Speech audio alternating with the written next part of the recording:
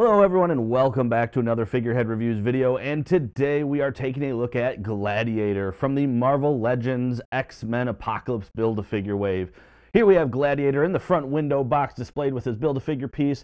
At the top we get the X logo. On this side we get some very cool artwork of Gladiator. The same thing on the other side. On the back we do get some very cool product shots, as well as of course all the other figures needed in this wave to build the Apocalypse Build-A-Figure. And up top we do have the read-up. The leader of the Imperial Guard, Gladiator shoots heat beams from his eyes and commands his forces with formidable strength. And on the bottom we do have the UPC code, so you can check with your local retailer to see if you have it in stock near you. But enough about that, let's get this open and take a look at Gladiator. And here is Gladiator outside of his packaging, and first impressions, I'm not super stoked about his balance.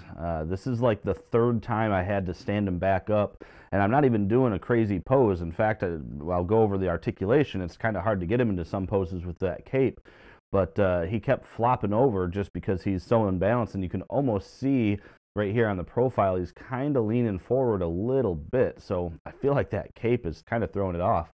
The figure's cool. It's a body mold that we've seen before. As a matter of fact, we've seen it in this wave alone with Sabretooth.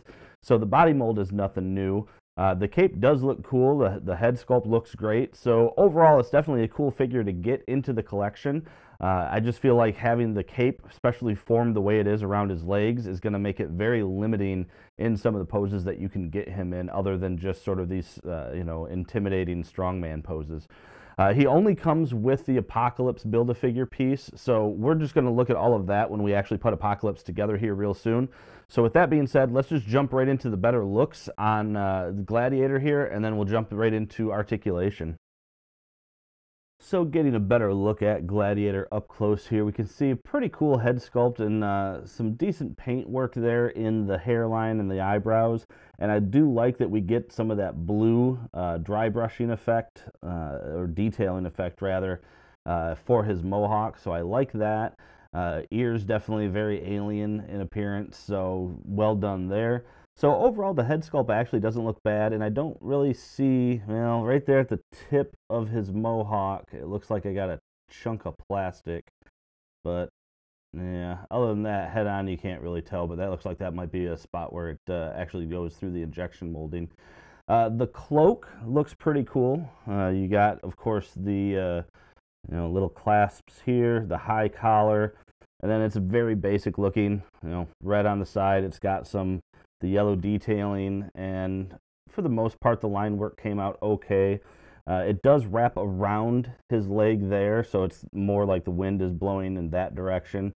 It does go on. There is underneath in the back a port to help hold it in place, but man, I had a really hard time getting it in there, so much so that I don't even want to take it back out right now. It was just, the port was super, or the peg on the cape was really floppy, and it made it very difficult for it to get in to the peg. So looking at the design on the chest, line work again came out looking good. The body mold again is nothing new. It's the same one we've seen on Venom, Sabretooth, and again, I had mentioned, I think in the Sabretooth review, that I believe this was the Hyperion mold. But then paint work, again, fine. Yeah. I mean, it's really just mostly red with just some of the yellow detailing and the blue, which some of the blue is not even paint. This is molded in blue there. That's probably molded in red with the blue. So, yeah, overall, very basic in terms of the coloring and the paint, and the head sculpt, like I said, does look pretty good. So checking out the scale, we can see that Gladiator comes in about 6 3/4 inches tall, with his mohawk pushing almost to the 7 1/4 inches tall, to the tip of the mohawk there. So definitely a taller figure, but we know that with this build. So his head, looking at the articulation, has actually a lot of like wobble to it.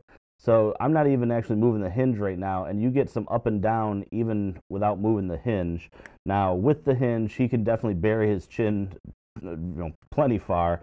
Going back, he can go far back, but he is going to hit the collar of that cloak. So you can, like I said, though, get some really good up and down without even moving the hinge. That's crazy. Look at that. His arms do go up in, decent T-pose there. He does have full rotation, but at some point you are going to hit that cloak, so just be aware of that. He does have a bicep swivel, double jointed elbow, and he does have swivel and hinge on both fisted hands there. He does have an ab crunch, which can look down very far. Looking back, not super far if you want to try to pose him as such, just because that cape is going to get in the way and look really weird. So yeah, he does have a waist rotation. His legs can go out that far. However, if you have him within the confines of the cloak, it's not going to go as far because of that there. He can kick forward pretty far, kick backwards. Again, the confines of the cloak make it not very far at all. He does have a upper thigh cut. There we go, it's a little stiff on there. He does have a double jointed knee. He does have a boot cut, and he has ankle hinge with a pivot. And for a quick size comparison, here is Gladiator standing next to two of the 90s X-Men. We have Cyclops in the Bucky Cap mold, and then you have Rogue in her larger female body mold. So definitely fits in scale quite nicely with most of the X-Men figures. And here he is next to the other figures in this wave that I've reviewed so far. You have the Tiger Stripe Wolverine, Psylocke, Sabretooth that shares the body mold, Storm, and Magneto. Next up is Multiple Man, then Apocalypse. And that about does it for this review, everyone. And overall, yeah, he's a cool character to get into the X-Men lineup for sure. I just don't know how necessary he is right now with the current figure lineup that we have.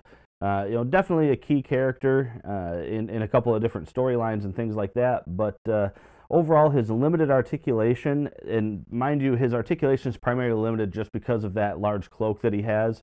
The Hyperion body mold itself isn't necessarily limited. It's actually not that bad, but that cloak doesn't really lend itself to a lot of dynamic poses. So, meh on his posability. I think he's going to have more cases where he's going to be sort of just an intimidating character in the background versus a lot of action poses or fighting poses. But who knows, maybe we can get him into some of that. The head sculpt definitely looks good though, so overall it's not a bad figure. Definitely a necessary figure if you are trying to build the Apocalypse Build-A-Figure. It's kind of hard to do that without his head, so definitely a necessary one for that. But aside from that, if you're a casual collector, he might not be worth it to you, unless you actually like the character beyond his relevance in the X-Men universe. But with that being said, as I mentioned, this is it for the video, guys. If you like this video, please hit the like button down below. If you have any comments, please leave those down below as well. I always love hearing from you guys and interacting with you when I can. For more content just like this, make sure to hit that subscribe button so I can keep on producing videos. And aside from that, thank you for watching the video, and as always, have a great day.